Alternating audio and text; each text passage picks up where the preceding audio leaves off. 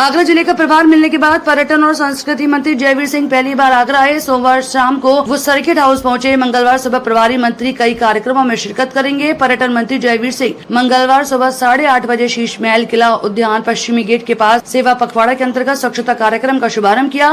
PM Modi के जन्मदिन पर चलाया सेवा पखवाड़ा। ताजमहल पश्चिमी गेट के पास चला स्वच्छता अभियान। 2 अक्टूबर तक सेवा पखवाड़ा चलाना हमारा अभियान। अखिलेश और इंडी गठबंधन के लोग हताश और निराश हैं। पर्यटन मंत्री उत्तर प्रदेश में जहां अपराध हुआ उनके ही चहेते क्यों निकलते हैं। अयोध्या, कन्नौज, सुल्तानपुर जैसी घटनाओं में इन्हीं लोग ही शामिल निकले। जनता ने दिया था नारा, जितना बड़ा अपराधी उतना बड़ा अपराधी। गिरोह के लोगों पर कार्रवाई होती है तो सरदार की भूमिका निभाते हैं अखिलेश। उत्तर प्रदेश में 10 सीटों को कर रहे उपचुनाव, आएंगे अच्छे परिणाम। विपक्ष ने लोकसभा चुनाव में झूठे वादे कर लोगों को किया गुमराह। दोपहर 12 बजे CSC बिचपुरी, कृषि विज्ञान केंद्र बिचपुरी, बायपुर, गौशाला, ग्राम पंचायत और राशन की दुकान विकासखंड बिचपुरी का करेंगे निरीक्षण। दोपहर 12:30 बजे SM मेडिकल कॉलेज आगरा में आयोजित रक्तदान शिविर कार्यक्रम में करेंगे प्रतिभाग। इसके बाद दोपहर 2:30 बजे से शाम 5 बजे तक सर्किट हाउस में जिले के विकास कार्यों और कानून व्यवस्था की समीक्षा बैठक करेंगे।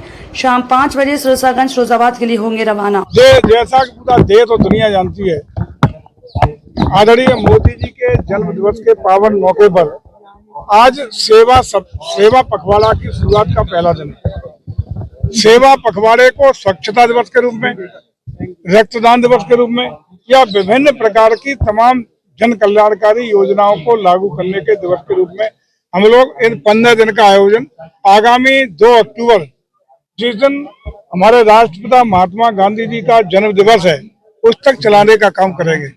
और इन 15 दिनों में अंतिम छोर का व्यक्ति, जिसको कोई पूछने वाला नहीं, जिसका कोई पुरस्कार लेने वाला नहीं, जिसको कोई लंबी आजादी के अंतराल भी जिसकी बेहतरी के लिए कोई प्रयास नहीं हुए, उसके जीवन में मुस्कान आए, उसके जीवन में एक नई सकारात्मक रचनात्मक पहल हो, ये प्रयास भारतीय जनता पार्टी का संगठन और पूरा देश आज से शुरू करने जा रहा है। इसी परिप्रेक्ष्य में आगरा की इस ऐतिहासिक धरती पर आज सफाई अभियान के तहत इस कार्यक्रम की शुरुआत हमारे सम्मानित माननीय क्षेत्र के विधायक जी, हमारे जिला पंचायत अध्यक्ष जी, हमारे अन्य सभी पदाधिकारी और जिला प्रशासन के साथ ये शुरुआत की गई है। हम समझते हैं कि इससे एक संदेश देने का काम है कि यदि निरोगी रहना है, स्वस्थ रहना है, स्वयं को, परिवार को, समाज को, प्रदेश और देश को स्वस्थ बनाना है, निरोगी बनाना है, बहुत तेज गति से देश को आगे ले जाना है और आदरणीय प्रधानमंत्री की मंशा के अनुरूप यदि भारत को विकसित भारत बनाने का संकल्प पूरा करना है तो निश्चित रूप से हमें स्वच्छ रहना पड़ेगा और स्वच्छता का अभियान स्वयं से शुरू करना पड़ेगा। और जन जन की इन अभियानों में जो सेवा भाव के साथ शुरू हो रहा है, जन जन की सहभागिता अपेक्षित रहेगी। एक एक व्यक्ति इसमें सहभागिता करे। इंटरनेशनल गेम का शहर है, टाउन हुआ है आगरा शहर, यानी जहाँ पूरी दुनिया के पर्यटक आते हैं, वहाँ सफाई को लेकर आप प्रभारी मंत्री बने। यही तो हम लोग आज प्रयास कर रहे हैं।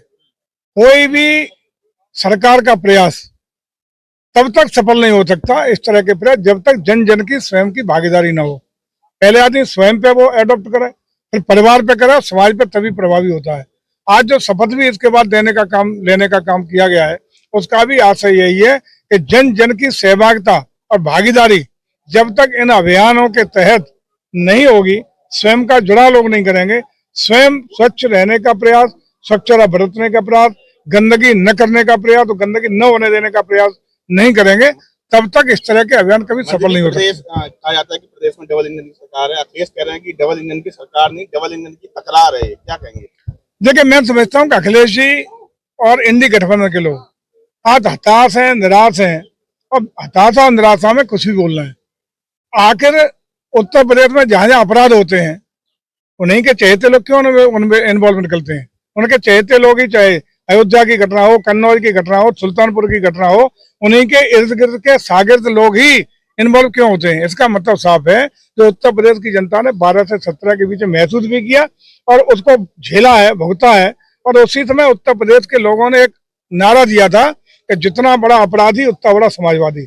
इसका मतलब ये इनके अखिलेश जी के गिरोह के लोग जब तक उत्पीड़ित पुलिस के द्वारा जब इन पे कार्रवाई होती है, जब जब ये गुंडई करते हैं, पुलिस के खिलाफ कार्रवाई करती है, तब तक उनके सरदार के रूप में उसका रिफ्लेक्शन अखिलेश जी मंगेश यादव देते का हैं। नाम आया डकैती में, अखिलेश यादव उनके घर गए, जबकि पुलिस ने उनका एक वीडियो भी जारी किया, क्या कहेंगे? मैं यही तो कह रहा हूँ, उसमें तो डकैती का जो सोना डकैती में गया था वो भी रिकवर हो गया है, उसके बावजूद भी चूंकि उनका चहेता है। तो मैंने जो कहा कि जब जब उनके गिरोह के सदस्यों को पुलिस के द्वारा कार्रवाई की जाती है अपराधियों पर, तो गिरोह के सरगना के रूप में अखिलेश जी को सबसे ज्यादा पीड़ा होती है। केरल में उपचुनाव क्या लग रहा है, निकल जाएगी सीट इस बार बीजेपी? 10 सीटों पर उपचुनाव उत्तर प्रदेश में हो रहे हैं। 10 सीटों पर निश्चित रूप से बेहतर परिणाम इसलिए आएंगे कि लोकसभा के चुनाव में एनडीए गठबंधन के लोगों ने जिस तरीके से गलत गुमराह करके धोखा देके जनता को ठगने का काम किया, उन्होंने कहा 400 आ जाएंगे, इसलिए भारतीय जनता पार्टी मांग रही है कि संविधान बदल देंगे। 400 इसलिए मांग रहे हैं कि आरक्षण खत्म कर देंगे। 400 इसलिए इन्हें मत आने दो, हमें इसलिए जिता दो कि हम हर साल हर महीने महिलाओं को 8,500 रुपये, साल में 1 लाख रुपया हर महिला को देने का काम करेंगे। हार मरवाए गए, आज महिला बेचारी सड़कों पर अपने को ठगा था महसूस करके घूम रही है। अब लोग जान चुके हैं कि हमें धोखा मिला, हमें ठगा गया, और आज उत्तर प्रदेश में देश की जनता इंडी गठबंधन के बहकावे में आने वाली नहीं है। उसका विश्वास भारतीय जनता पार्टी पर, उनकी रीतियों पर, नीतियों पर, योगी जी पर, मोदी जी पे है, और इसी के कारण सारे परिणाम, चाहे उपचुनाव के परिणाम हो या आने वाले किसी चुनाव के परिणाम हो, भाजपा के पक्ष में आने वाले हैं।